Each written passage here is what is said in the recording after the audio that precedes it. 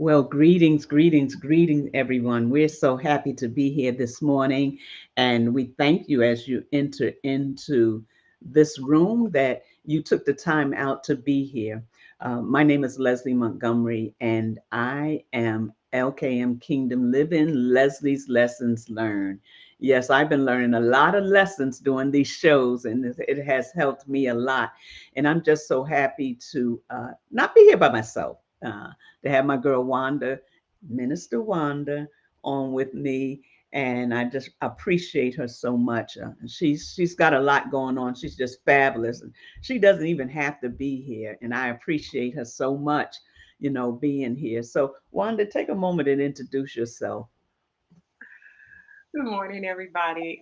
My name is Wanda Floyd. I am a licensed hair care professional, educator, instructor, trainer. I have been licensed for 31 years and I'm actually making a shift in my career. So I'm excited about that. I am a mother. I do some things in ministry. I am an author of a book and I have a lot of things going on, working on some things for this year, and I'm just so excited to be here. So thank you for having me, Miss Leslie. I'm so glad you're here. I'm looking in the camera, and as I put my mirror up, I want y'all to notice something. As I look in the mirror, I say, I got a roller in my hair. Y'all see this roller in my hair? I got a roller in my hair. So, okay, so now when I look in the mirror, I didn't even notice. yeah, I was having some issues this morning, but I keep trying to be a stylist, but I haven't succeeded at that yet. But good morning, everyone. As I look in the mirror, I see an image that I could never imagine being created. If I had in my feeble mind think about how the Father would create me, it probably would be different than this. But I'm glad that when I look in the mirror, I see the beauty of what He created. And I'm pleased with it. I can always look at something and say, I can change that. But I want to talk to those that look in the mirror and say, is life worth living? You might not have even gotten out the bed yet this morning, but that's your question because of things that you're going through. I want you to know today that life is worth living. And I want you to get out that bed and I want you to live. I want you to live. One of the things that I say is if you are depressed, you are living in the past. If you are anxious, you are living in the future. And if you are at peace, that means you're not sitting on the side of the bed saying, is life worth living? But you're getting up and you're about your Father's business. It says that you're in the present, right where you are, that you have peace. So if you don't have peace this morning, I want to encourage you to just go out. Look, you don't even have to go out. Look around your room and see how blessed you are. Go go outside and see. I think about this all the time, how the trees is always lifted up. The flowers grow from the ground up. Everything is always exalting Yahweh, and the way He created it, and He created it to give. He said, you know, we talk about breath, but the trees, they have oxygen. There's so many things that He created, and I just think that it amazes me how intentional He is. That He was intentional enough to say, Wanda, Leslie, Yolanda, Cheryl, um, Jackie, Frida, Michelle, I'm creating you. And even though you don't realize it, that before you came to being, even Ashley, I see you out there, Ash, you know, I already had the thought of how I wanted you to look. You were already in my plans. Hallelujah. He didn't just make us and sit us here and leave us here. He figured out and he put everything in place first. And then he made us. Did he not do that with Adam? Did he not put everything in place before he put Adam here? Well, that's the same thing he does with us. So don't ask him why'd he bring you here. Ask him, what does he want you to do while you're here? What is it that's in his plan for your life that you have not succeeded in doing yet? What is that purpose?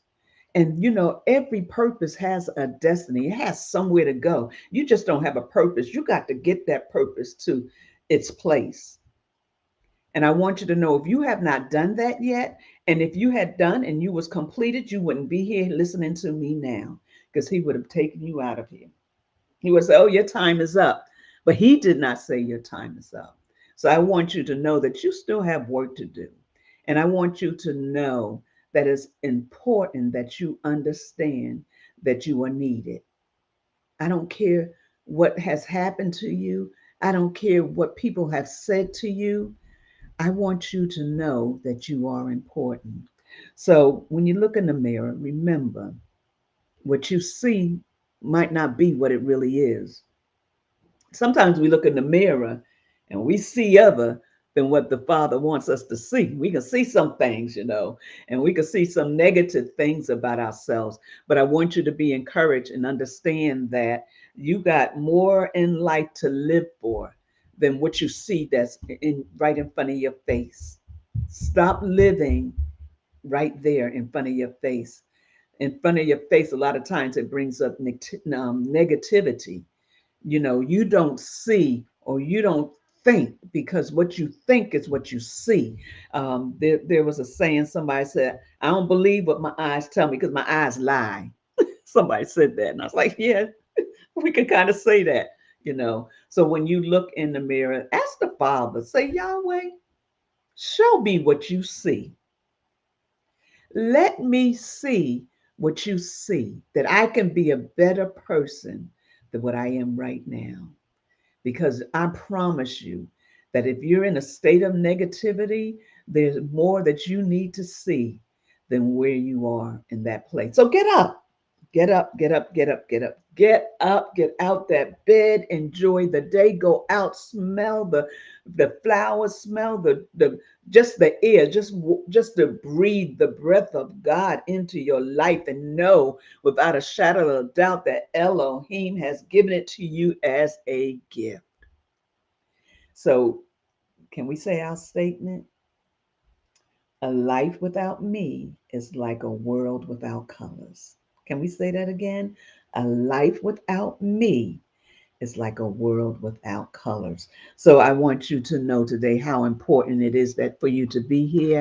And if you feel like nobody cares, somebody cares. It's just that the enemy, not the enemy, the enemy is letting you think that you're all alone and nobody cares. That is a lie, as they used to say, and they probably do still say it, from the pit of hell. And I want you to know today, life is worth living. So, Minister Wanda, I have a clip. I like to do clips, and I'm going to show this clip. Good morning, Pasha. Good morning, all of you, Pastor Jackie and C. Alfreda and Elder Rogers and Pastor Yolanda, to all of you, Ashley and Michelle, thank you, thank you, thank you for taking the time out of your busy schedule and to hear what we're going to talk about. And today, let me pull up this clip.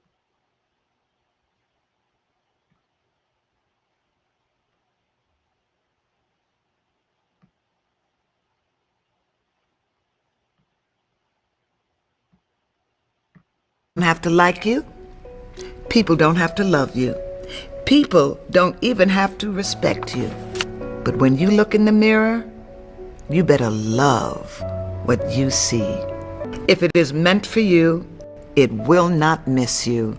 Realize that you have a voice, and if you don't use it, you will lose it. Live your life like you really matter. Live your life like you're happy to be alive, because there is an alternative. Wow, I'm good. Oh my goodness. If you are given the honor and the gift of growing older, accept it with grace because not everybody gets it. Oh, that is the truth, honey.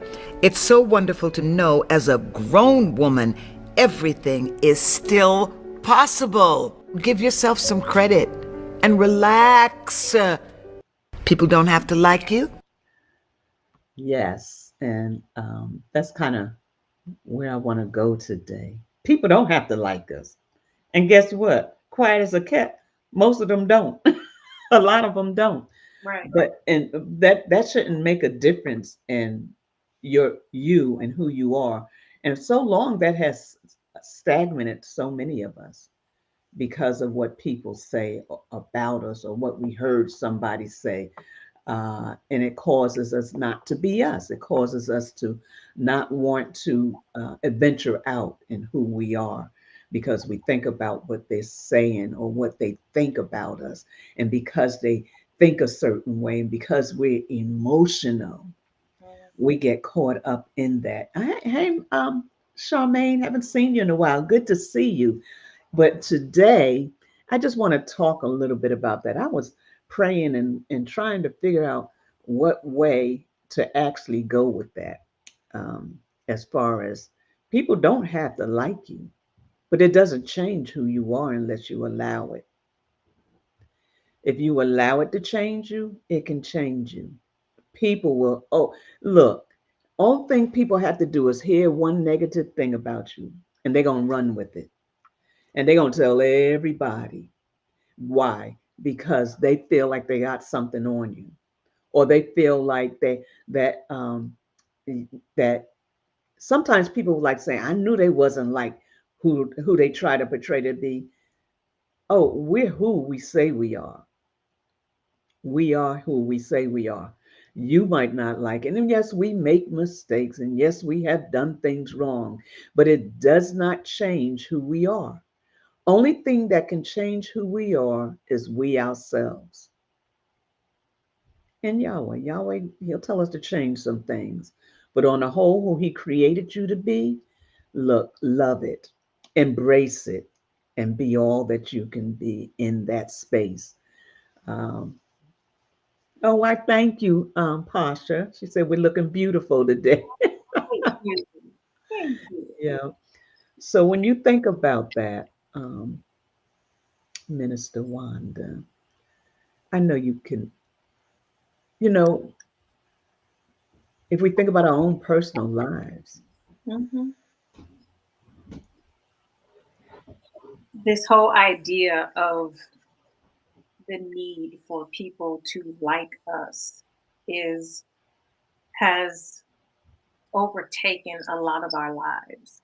You know, uh, trying to prove ourselves, trying to be what everyone wants us to be, trying to meet the expectations of others, whether it's in their personal lives or on our jobs or our family.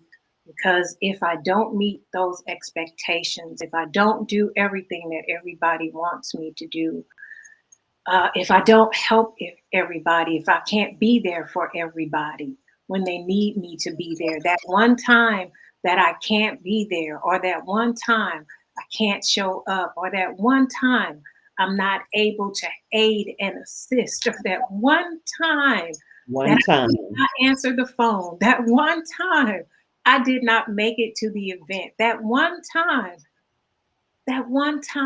we feel like if I don't, they aren't going to like me. So we base our lives upon the idea that we want everyone to like us. Yes. And why is that necessary? Because we feel like we need people, whether we admit it or not. Some at times we have issues with people not liking us. Oh But you yeah. know who it is? It's not those that we don't care anything about, because we've had all have instances or situations where this individual just didn't like you. And because you had no personal stock in that, because it wasn't someone that you cared about, it wasn't someone that you had developed a relationship with, it wasn't someone that was in your circle per se.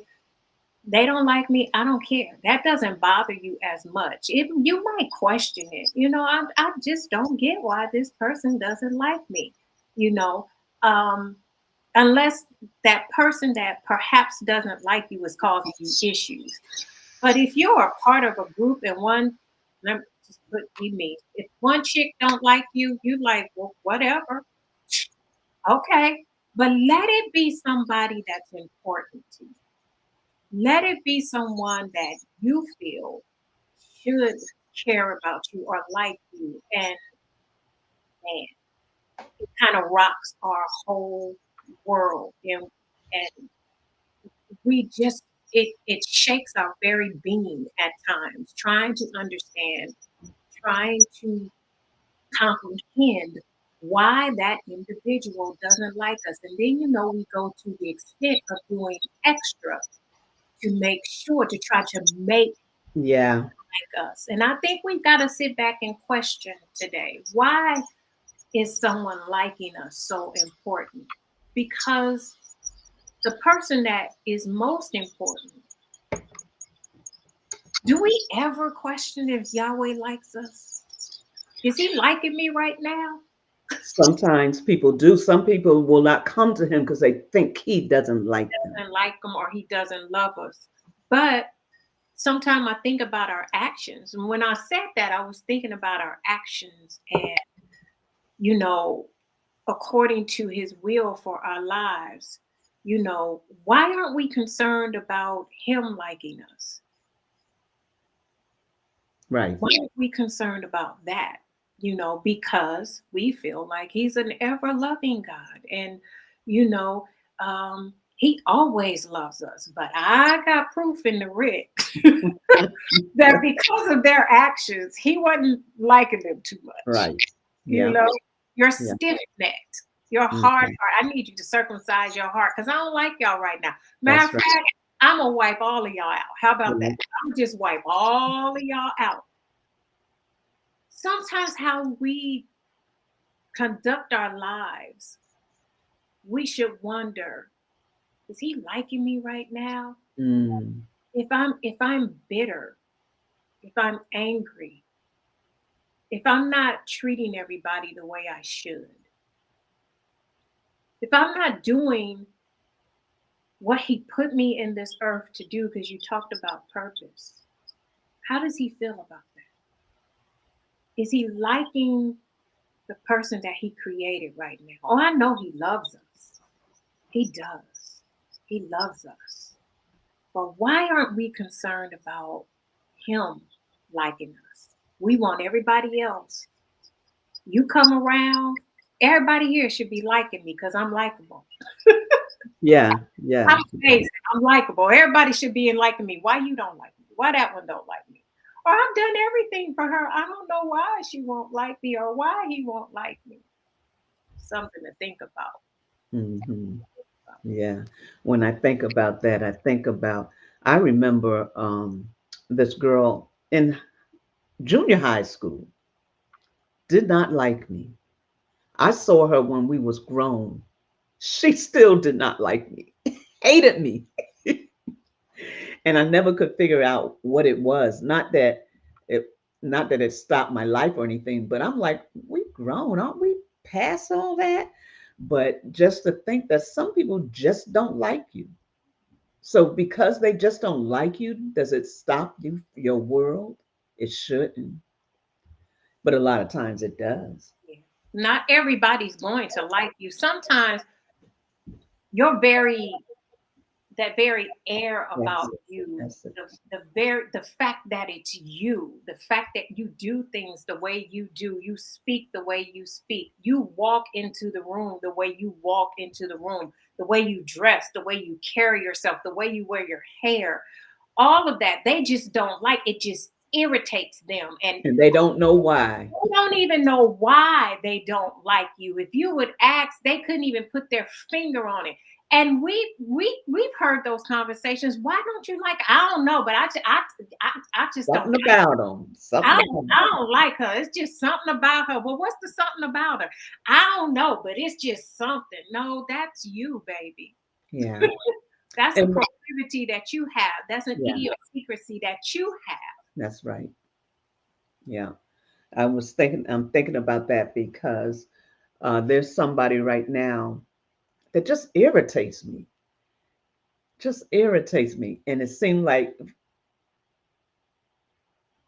they purposely do things without purposely knowing that they do things. So what I had to do was go to the Father and say, Father, what is it in me that you're trying to work out? Because I don't want to be like this, you know. I do not want to feel like this, you know, because first thing we have to understand is who you are is who you are. So what do I mean by that? That person is who they are. And the things that they do are the things that they do because of who they are. I cannot allow who they are to dictate to me how I'm going to feel, my emotions, or how I'm going to respond to them. And, you know, and sometimes you can go to people and talk to them and they still won't change. They still won't treat you differently. They still going to do those same things that they're doing because why? That's who they are. And we have to begin to see people or begin to um, allow people to be who they are. Now, do we set up boundaries? Absolutely. Absolutely. Mhm. That's the part, you know, and uh, I like what you said there. The person just irritates you. And so, you know, you took that to Yahweh. You took it to him to say, okay, what is it in me? That's the issue here. That's the first part. What is it in me that is being bothered by this? And then the other part is, okay, is there something in them that I should know? Are you trying to show Oh, me yeah, there's definitely something in them. are you trying to show me something? Okay, so now how do I navigate this? So if he's shown you, how do I navigate this? And you take that to the Father too as well. Once he shows you, you take that to the Father, because you know there's also this thing that I don't want us to get confused, because some of us do discern some things in Right. people, you know, and something's there. Something is there, and that too you must take to the Father and say, okay, what is this? What is this that I'm discerning? And take it to Him. When He tells you, then you leave that there. You Right. don't allow it, like you said, we don't allow it to affect our lives, because we don't want to be the person that is not liking someone. So You let me ask you this question. know, hmm Where does the love factor come in that? You got to love them. Not saying you don't have boundaries, not saying that, but still, that love that Yahweh wants us to have for each other. hmm Think about it. Let me say that first of all, Yahweh's on a whole nother level with love. absolutely. You know, he created us. He already knew how we were, and he hmm loves us the way we are. But when you're in ministry, let me say ministry, and you deal with all types of people, and when those people are always in your face, where's the love factor at?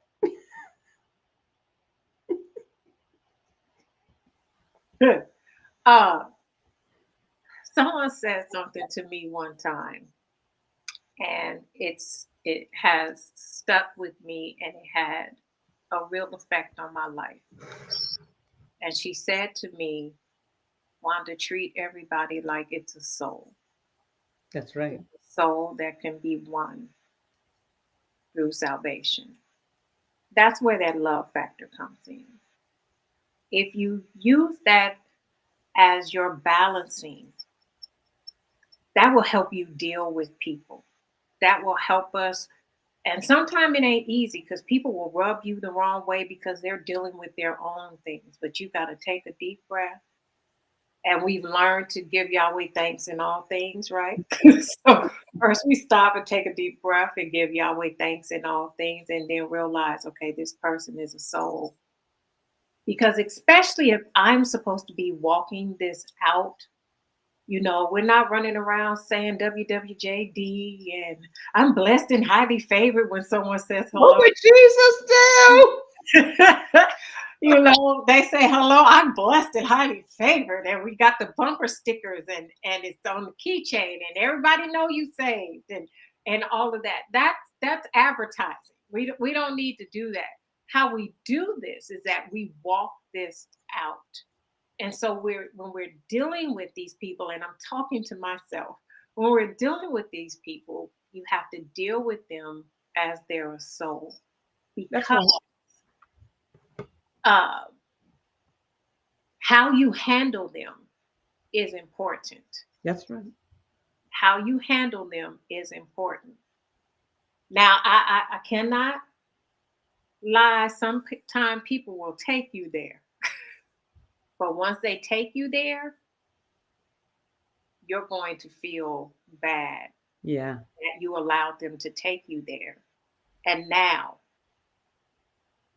did I miss the opportunity to make an impression in their lives? Did I just miss that? You're right. Mm-hmm. So that's where the love factor comes in. If I look at everybody, if I try to stop and remember this person is a soul, you might have to keep repeating it. This person is a soul. Father, this person is a soul. This person is a soul. It will help you navigate through these issues with these people. I think one of the things that I think about is also there's good in everybody. I mean, some people you like, no, it ain't, no, it ain't. But there's an inch, and if we learn to see that and begin to operate from that, what we see, the glimpse of something, it's no different than a child. A child, some children they're like, "Ooh, that child's so bad," and you're like, there's something in that child, and you begin to mentor that child from that aspect, and then you see that child blossom differently. That's the same thing with adult friendships, and I'm saying friendships. It don't have to be a friend, but I'm just saying friendship. We have to begin to see the good in that person and begin to handle them from that aspect. Yes, you might have to continue to say, I know, Yahweh, I'm really trying. You might have to say, help me through this. Mm-hmm. But after a while, he'll begin to change you, your heart towards that person. I've had people that said, man, I prayed and asked God to make you my friend. And I'm like, for what? you know, and he did it. And I'm thinking to myself, I'm thinking back now at some of those relationships. And those relationships were not healthy. I wasn't trying to be their friend. And I don't know why I'm going here. I'm going left now. I That's wasn't scary. trying. Yeah, that's good. That's scary. I wasn't trying to be their friend. I was nice and I was kind and caring, but I wasn't trying to be their friend. I was just, loving them from the aspect of Elohim. And sometimes people will come into your life because they see something in you and they gravitate to what they see. That does not mean that you're supposed to have a full blown relationship with them. Come on. You got to watch the people that try to impose themselves on you. Yeah. I know I'm an introvert, and so when somebody is just trying to push themselves in my life, they're just trying to make themselves my friend. My red flags fly up, and then I go in fetal position because it's like, what do you want? What do you want? Why are you trying to be my friend? And it's not that I'm not friendly, but you're sending up signals. What is it that you need to impose yourself on me. And like you said, when you allow it, because I have, it has turned out to be draining. Um, it has not ended well at all. Each time that I've done that, and it's been like two specific times, a person has imposed themselves on me and I allowed it, and it did not end well. And it usually ends with them thinking that I've done something to them that I haven't, because your motives weren't right when you came in. And like you said, they see something. Mm-hmm. And whatever it is that they see, they came to get that from you, to Right. extract that from you. Whatever it might be, you might have a good heart. With me, I'm very giving and have a good heart. And people tend to play on that. And um, you got to watch that when people impose themselves on you. I want you to be my friend. And they start calling you sister and all of that stuff. Girl, I just met you. Why are you calling me sis? Yeah, you got to watch that. Yeah. I know this is probably not a topic everybody want to hear today, but I think that in order for us to understand who we are, we have to and talk about some of these things. One of the things I know that for people, a lot of times people have been hurt so much and they're trying to find someone, or they're trying to always fit in, or they're trying to always make somebody like them because they feel like nobody has ever liked them. So those type of people a lot of times don't know how to be friends because they don't have friends. So we have to learn from that aspect how to deal, what level to deal on. Discernment is very key, because when someone comes into our lives, we do have to understand. There's two things now. You got to understand what they're coming for, and you got to listen to what they're saying, because they'll tell you what they want if you're really listening. There's some people that say, "I never had a friend." Why? Is it because of you and how you respond? Or is it just something that has never been? Sometimes we can say something so long till we believe it. Nobody likes me. I never had a friend. People don't gravitate to me. We can say all those things and they become a part of us. So what do we do with those type of things? We have to evaluate ourselves. We have to bring ourselves into a position where we understand that, you know, we might not be all that in a bag of chips to somebody, Right, but it doesn't mean that you're not that. It right, just means that person doesn't see you that way. right. The other person might think they the ones that's a bag of chips. And they should, right? you know and if we really begin to search that and search where we are with our friendships, one of the things that just keeps coming to mind is ministry. We have to be so careful, because people that usually come are broken. People that usually come has been neglected, they have been rejected, and they gravitate to you because they see something in you. So does that mean you turn them away? Not all the time. That means, but does that mean you go full force? And no, you got to handle it with a cloth glove. You got to be careful with you. You have to be careful. I know the topic is how do you see yourself? How we see ourselves plays a lot with who we allow in our lives. Mhm, You know, mhm, mhm, if we don't see ourselves positively, the people that's in our circle are going to be people that are not positive. mhm. If we don't see ourselves as somebody somebody educated, somebody that right there was one of the things that always used to get me. I would never think that I was smart enough or educated enough to be around smart people. And I would always draw back. It would always make me intimidated.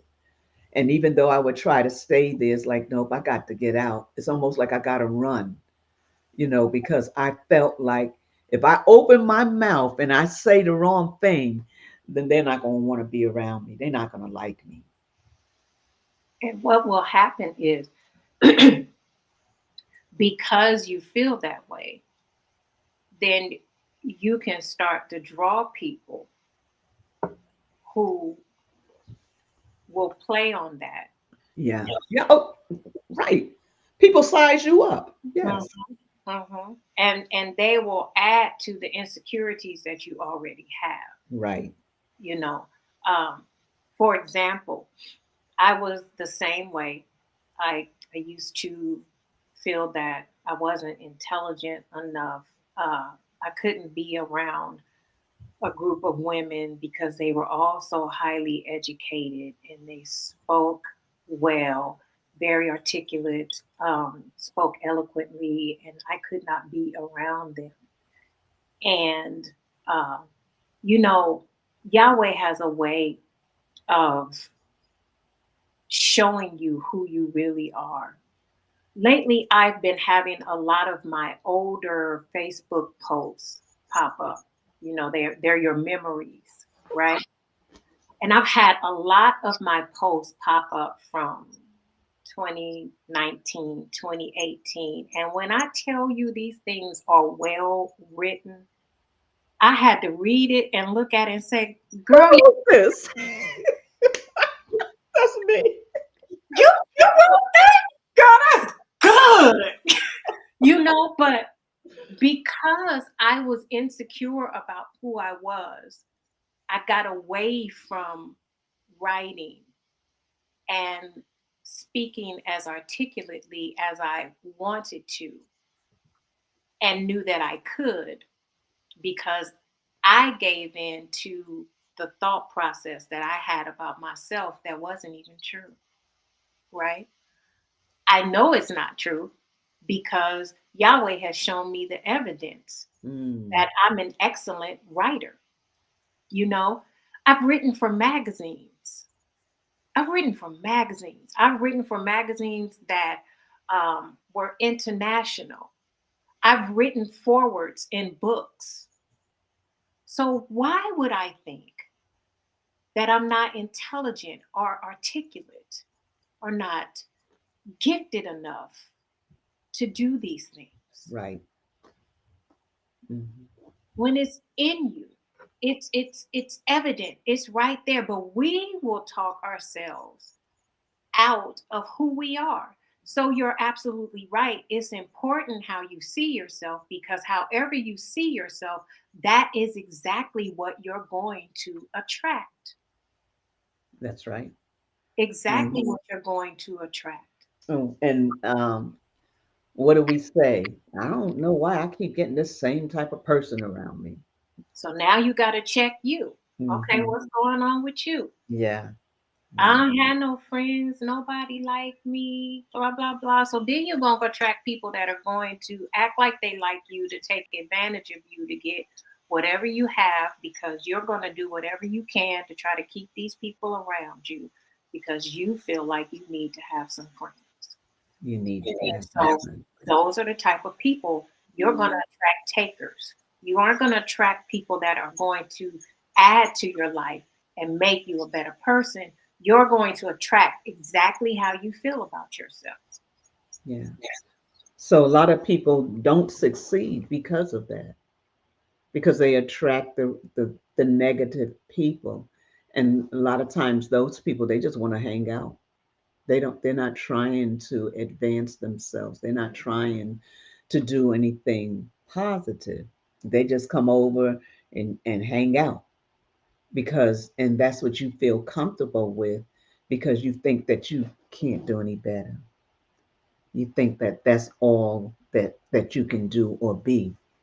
And I think that even in ministry, I don't know why I keep going back to ministry, but I want to talk about us that are in ministry and how sometimes that can affect the way we operate in ministry.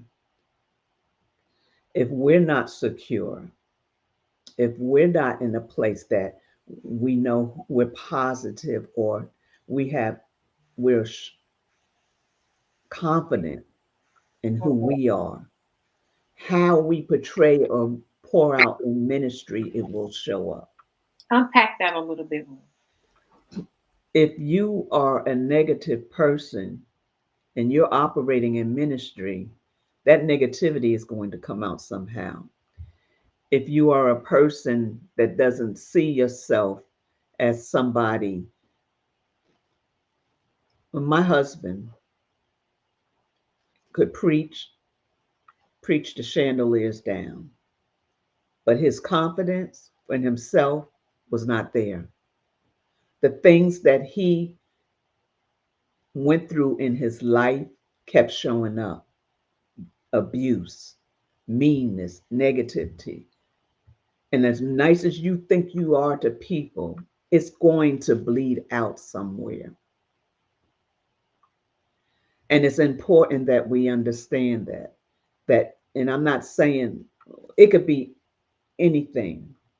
When I mean anything, if you grew up abusive, or not abused, but being abused, and that's not dealt with, the way you respond to people is going to be in fear. It's going to show up. We have to deal with ourselves. Just because you're thrust into ministry, or because somebody said you need to be in ministry, or you ended up in ministry somehow because you went to school and got the degree, and now you're what's it, solidified as a born preacher, and you never deal with yourself. How do you see yourself? Even though you're in ministry, it does not excuse you from dealing with yourself. It does not excuse you from dealing with issues in your life. We cannot say because we're in ministry, it's okay. It's not okay. If Yahweh has allowed you to be in ministry, and ministry, I'm just going to stay right there because, and has allowed you to speak his words, then it behooves you to check yourself and make sure that what he's having you give to others, that it's not bleeding, that it's not oozing out in between the messages, that it's not oozing out in between your lifestyle, and what you're seeing in the lifestyle is not what is adding up to what your words are saying. We have to be careful. I've seen too many incidents where people were in ministry and never dealt with themselves. My husband preached a message: anointed but not delivered. And he preached it on himself. We can be in aspects of ministry and never be delivered. And guess what? It's going to ooze out. So it's important that if we're going to stand up, and I'm not just saying behind a pulpit, I'm saying social media, I'm saying Zoom call, whatever, women's ministry, men's ministry, whatever, make sure your heart is clear. Do we make mistakes? Yes. Do we do things that we shouldn't do all the time? Yes. But there's an aspect in our lives that we should show up. And when people see us, and we pray it, Father, don't let them see me, let them see you. And it's an honest prayer. But at the same time, we have to make sure that we're working on ourselves, that those areas that keep creeping up, that we work on it and make sure that we're balanced. We got to have a balance. We can preach all day long, we can teach all day long. And this is not, I'm talking about when I was in ministry, when I was flying all over the place and I saw people, and I wasn't even all that in place. There was things in my life that I needed to deal with. But because of the arena I was in, and everything was okay, I kind of slipped through the cracks with my ministry and teaching and preaching and uh, praying and all these things, and still walking around hurt, still walk around insecure, still walking around devastated of something that happened when I was young because I never dealt with it. And the arena I was in, you didn't have to deal with it. Just do your work as the woman or man of God. Good Absolutely. morning. Absolutely. That's often what we do. We are, the hardest thing to do sometimes is just sit with yourself. It is. Even, and I'm gonna go right back to what you were talking about, but have you ever had a moment in service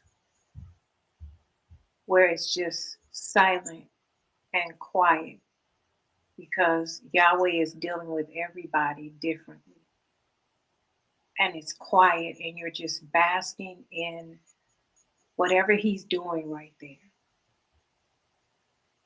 And you find some people that is just hard to just sit there and be quiet.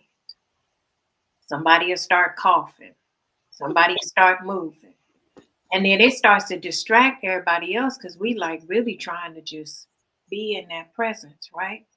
It is the same thing when it comes with ministry.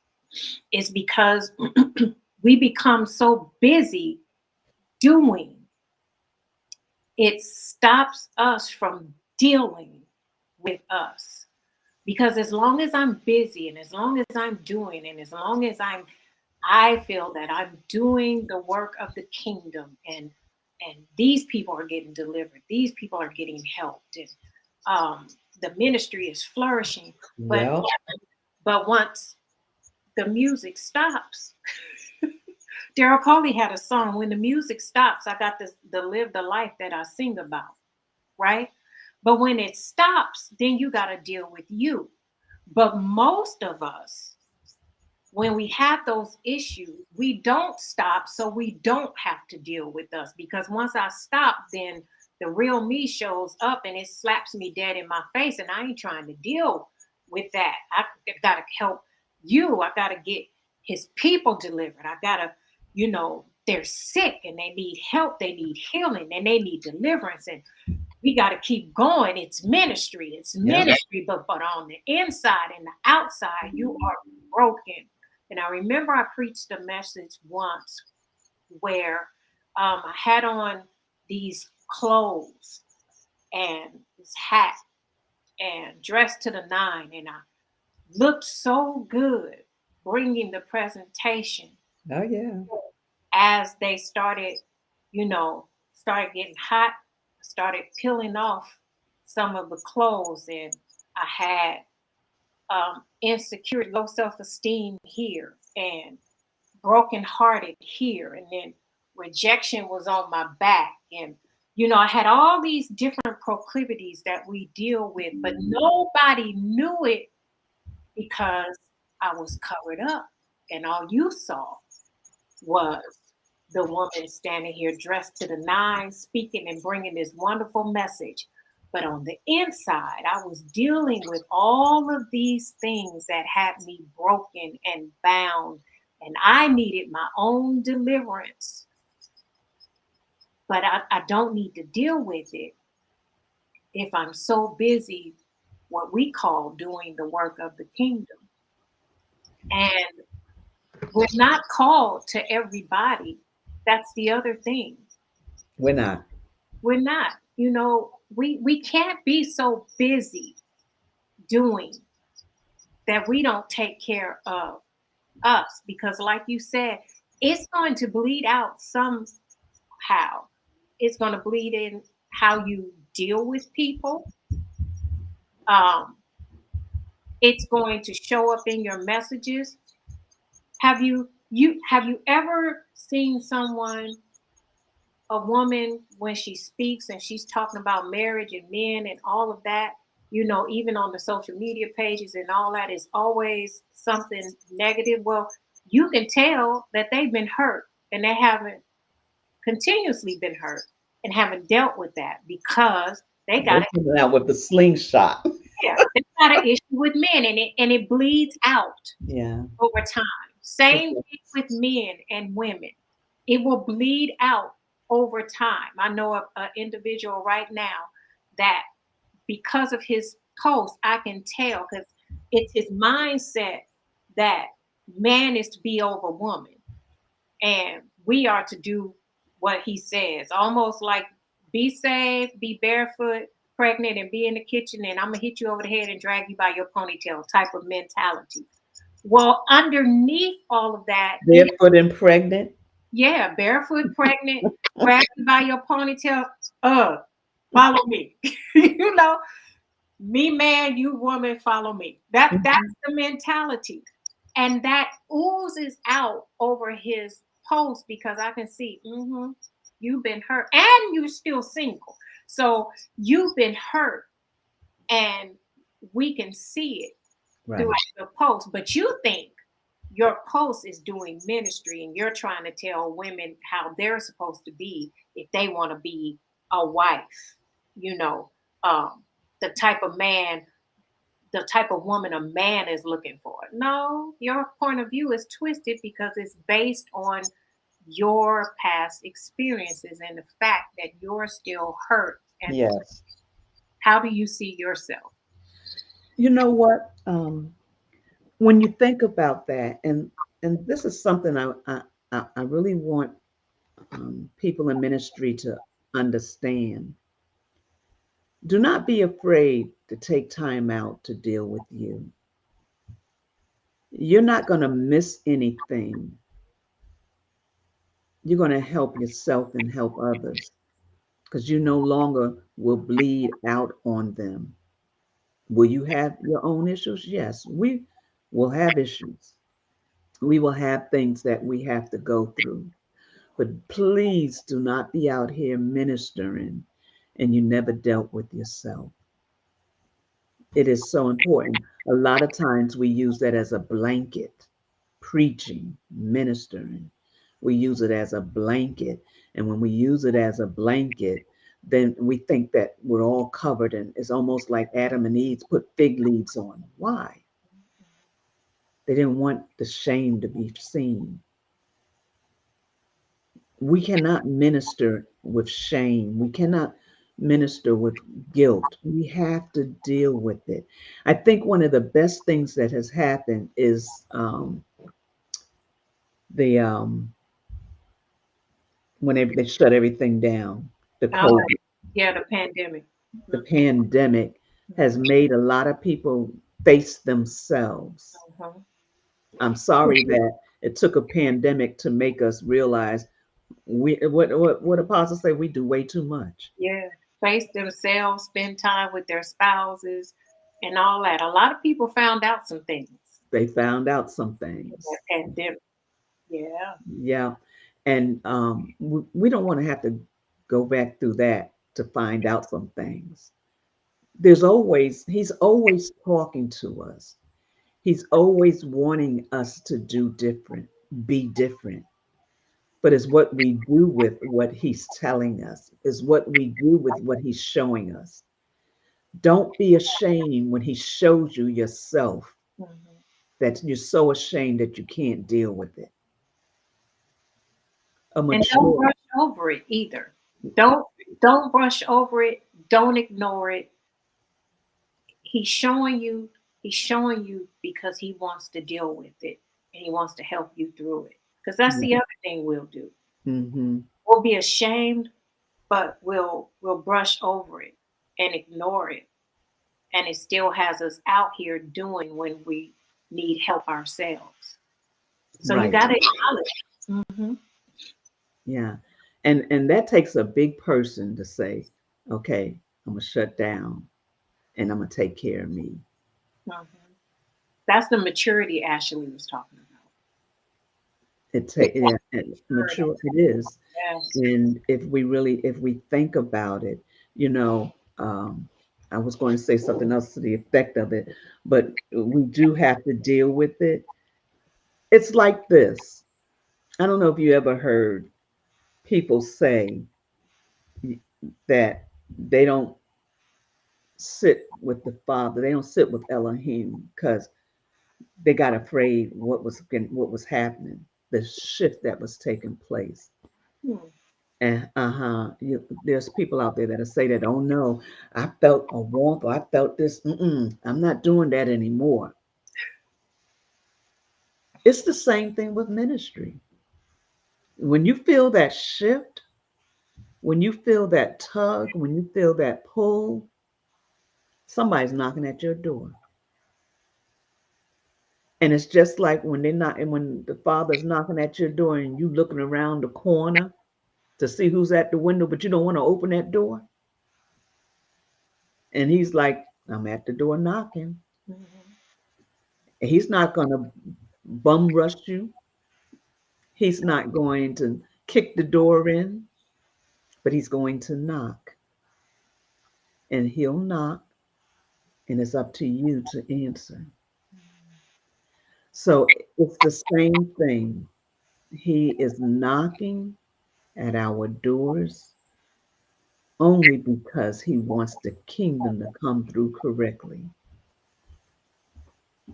We say we're kingdom citizens. We say that we're believers. We say that we saved. We say these things, but do we give it a chance to mature?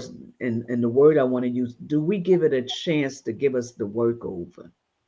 Do we give it a chance to allow it to get out all that gook and all that stuff that the decay and all that stuff that we've been holding on to because we're afraid to let it go because we don't know what's going to happen when we let it go.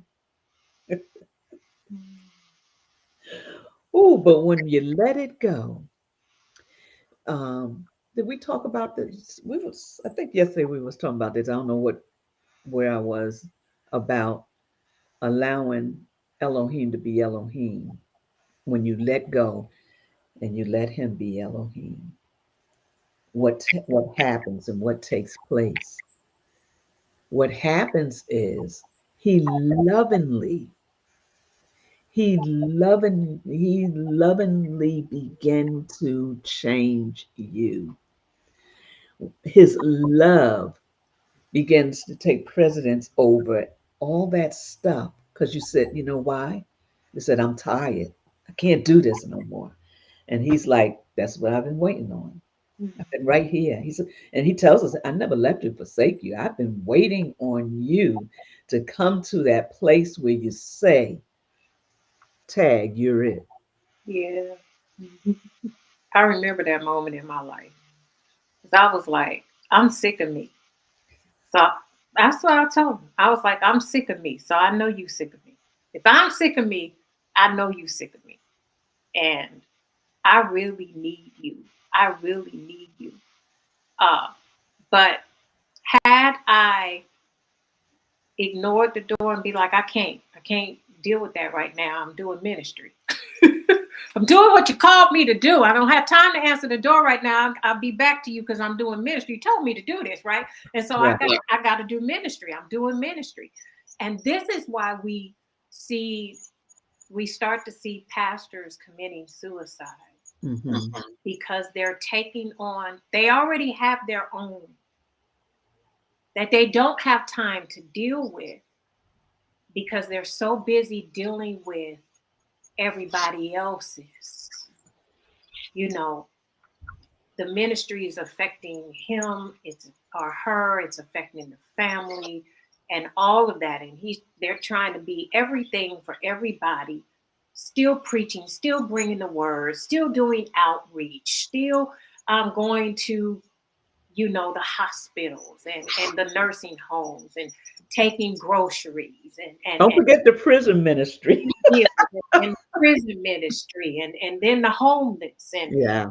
all that. And then in between this, you got this one calling and that one calling, and then this person died. And then I got to get up out of my bed at 3 a.m. to go to the hospital to console the family. And then I got to stay with the family 4 and 5 hours to console them because they falling out all over the floor. They need I me. don't know what to do because Aunt Ruby died and all of this stuff. And it was my husband. And I get all of that.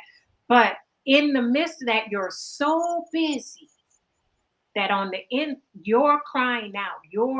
You yourself are crying out. You're hurting. Because we're so busy doing ministry, we don't have time to allow Yahweh to deal with us, to work on the inside so that what comes out of us will be only him and his word. Yeah. And so, like you said, it's important. And that's why for me, and I am not trying to push or promote or make anybody do it, but that's why for me, Sabbath is so beneficial. Literally, I look forward to Sabbath. Folks say they ain't sliding in, they ain't running in. I am. I'm running in, sliding in with a helmet on because I need it. My soul needs it. My spirit needs it. Wanda needs it. Wanda is tired. Wanda is hurting. This week, Wanda might be broken. And I need to dump all of that on the Father. I need to dump all of that in Yahweh's lap and literally climb up in his lap, hug his neck, and be like, I'm here and I need your help because them 6 days wore me out. I'm sick of folk and this happened and that happened. And I need you. Okay. This part that you fixed in my heart, it kind of broke. The stitches broke. I need you to stitch it back again. I need you to put me back in the fire and put me back on the wheel and shake me, add some more water and shake me and mold me, and then put me back in the fire so I can go back out. I need to be re-strengthened. I need to be replenished. I need to be re-healed. I need to be rejuvenated. I need for you to breathe your breath into me so that I can breathe again, because right now I'm depleted. The world has taken everything out of me. And so breathe the flow into me so that I can be strong, so I can be rejuvenated, so I can be whole again. That's why Sabbath is so important for me. But if we are so busy in ministry that we're doing it for everybody else, eventually we will break down because he has not had the time to sit with us. Yes, and one thing about the Sabbath, and we're at the top of the hour, and this is what I want to kind of end with, is that, and you've said it, it's a personal thing. Your relationship is a personal thing, and if you don't have your relationship together with Yahweh, how can you effectively minister to someone else? And that Sabbath is a personal thing. That's your personal time. He is waiting for you. He is yearning for you. He's excited when you say, I'm here, because he's waiting on you. He says, come away, my beloved. He tells you how to come. He tells you all your burdens, bring them to me, because what I have for you is a whole lot lighter than what you're trying to carry. People are walking around with duffel bags of pain and hurt and disappointment. The duffel bag is full with hatred and anger and revenge and all these different things. And we just carry it around like the military, like those in military. And he's saying, nope, that's not what I'm asking you for. You can't do my work with all that. You got to let it go. So if we can encourage you today to do anything, I didn't know we was going to end up this way, but if we can encourage you today to do anything, we encourage you to get alone, to come into the Sabbath. I promise it's an experience. Yeah, it takes time. You come in and until your mind is right, until you start liking it. And, you come in and first, and most times it's because of obedience. But at some point, That place that you come and meet the Father has to come from the place of obedience to the place of love. Yeah. You want And to. when love begins to take over, you see things different. You rest different. You have more confidence in what you're doing. And it's so important that we're not caught out here because someone said you got to preach, you need to be preaching, you're a preacher, you got the paperwork, you got the look, you got this. No, don't have none of that until you have Yahweh, Yeah. until you have him in it was almost like I got him down on down lock. I got him on lock. And when I Mhm. say you got him on lock, it means that he means more to you than the world. Yeah. When we're out there preaching and teaching and we don't have him on lock, then we love the world more than we love him. And it's going to be a shipwreck. I promise you. Eventually, it's going to be a shipwreck. It is. And why that time is so important, if we even go back to the garden, he came to visit them at the cool of the day. That's our proof right there that there's a time Yes. that he wants to commune with you. He wants to talk with you. He wants to love on you and spend time with them. He came at the cool of the day looking for them. Adam, where you at? Where you at? Huh? See what had happened was, but he came looking for them to sit with them and talk with them and spend time with them. And I promise you, if you want to do ministry, you can do ministry. You'll do ministry on a whole nother level after you come out of Effectively. that. Baby, effectively. You talk about revelations, baby, reading your word in Sabbath, it just all types of revelations just come. You talk with him, you can read, you feel his presence as never before. And after spending time in Sabbath, then you go out and do ministry. You'll do ministry on a whole nother level. But give him that time because you need that time with him. Because if you don't, you will just be depleted. Back and forth, wishy-washy. The Yeah. people think you strong. The people think you got it together. The people think you're amazing. They will tell you that's an awesome message. You were wonderful. You did a great job. And then when you get in the car, there's nothing left of you. So take Or some. when you break, Yeah. you have a breakdown. Wait a minute. How is that? But the thing about it I like is because the Sabbath was not made for man. Mhm. Man was made for the Sabbath. It Yeah. was a part of us that he put in place for such a time as this. And the reason why I'm saying such a time as this, because it's for us Yeah. right now. And Yeah. in Songs of Solomon, I just love it. I know you do. But this particular verse, 2 and 13 says because we was talking about the fig tree. The fig tree put forth its figs, and the vines are in bloom. Hallelujah! that they may that they bring forth fragrance. When we get into that place and we're in his presence, there's a sweet smell and fragrance that begins to fill our rooms, fill our hearts, and fill us to bring us a settlement, a peace that comes within us that no man could ever or woman could ever give us. And then it says, arise, my love, my fair one, and come away. Hallelujah. He is calling for Calling. us.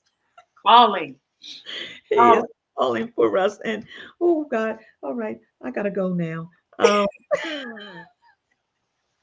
But it's for you. it's for you. It's for you. Sabbath wasn't made for Personal. man. I mean, we're masters of the Sabbath. It was made for you. He knew you would need that time with him. He give you a whole 6 days to work and do what you need to do. He only want one day. One day he's saying, I created you. I know what you need. Come. And you need me. That's what you need. You need me. You need to sit with me so I can put back into you everything that you've given out. You Just need, like a baby. uh-huh. A baby, you know what your baby needs. Your Mhm. baby cries certain where, oh, he's hungry. Oh, I need to change his diaper. He's acting a certain way. Something ain't right. He just said a car. A car A car can't run on empty. sure can. It needs fuel. How far you gonna get if that car is on empty? You ain't gonna get it nowhere unless you get out and push it. So you need that, just like that car needs fuel, like you know what that baby needs, that car needs fuel. You need fuel to go. And not only that, you got to maintenance the car, right? To keep it in working condition. You got to get the oil change. You got to take it in and get a tune up. You got to get tires, and then those tires have to be rotated and all of that. The fluids need to Balance. be Gotta have that balance. got to balance it, the tires, and rotate them and balance them. Then you got to do an alignment, right? You got to change out those fluids and give new fluids, right? So that that car can run efficiently and effectively and do the job that it's created to do. Hallelujah. And so that's what Sabbath is for. Yes. So that you can efficiently and effectively do the purpose on earth that you were created to do. How can you do it efficiently, effectively, if you never go in to the service station, to the office to be tuned up, to be realigned, for those fluids to be refreshened and refilled, and for you to put you up on the The heist lift. under the car and make sure everything is working. There's no holes, and the wires are still connected, and bands are not running out. They're not Breaking. rubbing out and breaking and wearing old and tearing and all of that. You will never know that if you never go in to be maintenance. That's And what Sabbath is about. what's one of the main thing you need to keep on your car? An oil change, Oil. lubrication. Yep. Got to And be keep the fluids lubricated. wrapped up, right? Changing filters out. Because after a while, a filter got so much gunk in it that it's not even doing or working properly or effectively, and then it's affecting the whole car. So it has to be maintenance. There's a filter I didn't know that cars have. Most people don't know. But a lot of times your car is not running right because the cabin filter has not been changed. That is one of the main filters in your car. And most people don't know that they have that. And it gets clogged. We don't have time to talk about the clog. We got to go. But my daughter Adrian's on. Hey, Age. And she says she loves your bun. Oh, thank you. But yes, we're going to close out. We got to get ready for service ourselves. And we appreciate you being here. We hope that something that was said, and it's life period. What we're talking about, it's not just for ministry, it's for life. Yeah. Our lifestyle needs to match up with what he created us to be and do. Our lifestyle needs to match up with the kingdom. That's what draws. That's when you become a magnet. When you're not out here being a long ranger, doing it by yourself. But when you realize that the Savior went to the cross on your behalf and died because of love, because he loves you enough. And he said, I need you to get it right, but you can't do it without me. So I want to encourage you today, if you don't know him, that you ask him to come into your heart, that you ask him to forgive you, that you ask him to be, I want to say Lord, but be everything you need him to be in this hour, that you submit yourself to him so that he can begin to lead you. Don't sit in the corner no more crying, thinking nobody cares, thinking that it's the end of the world. Don't sit on the end of your bed crying because you don't have direction. He has all the direction you need. And the only thing he wants is for you to come and ask. So today, ask him to come into your heart. Ask him to show you the better part of you that you might live it out. And Father, we thank you this morning that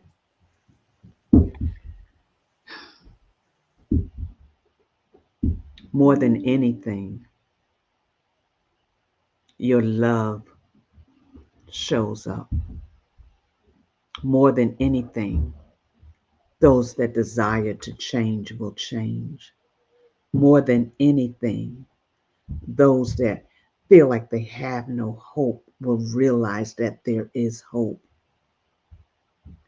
We thank you for your word that is still alive and well. We thank you that Adonai is still teaching your word and bringing your word and sculpture in our lives, that your word is more than meets the eye, that we understand the compatibility of your word with our lives,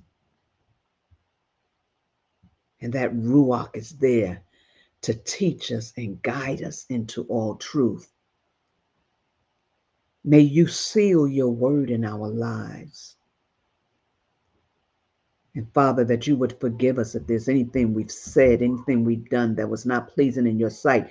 If we said something out amiss, that you forgive us and that you continue to create in us a clean heart, renew a right spirit within us, that we would be all that you've called us to be.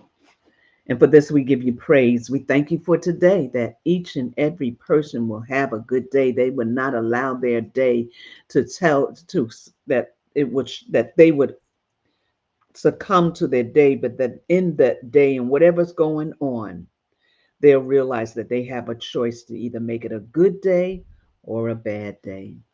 And we just honor you today. Yeshua HaMashiach, we say thank you.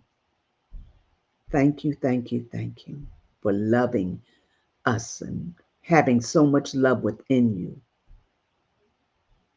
that you are giving us a chance to the tree of life. And for this we praise and give you honor. In your precious name we pray.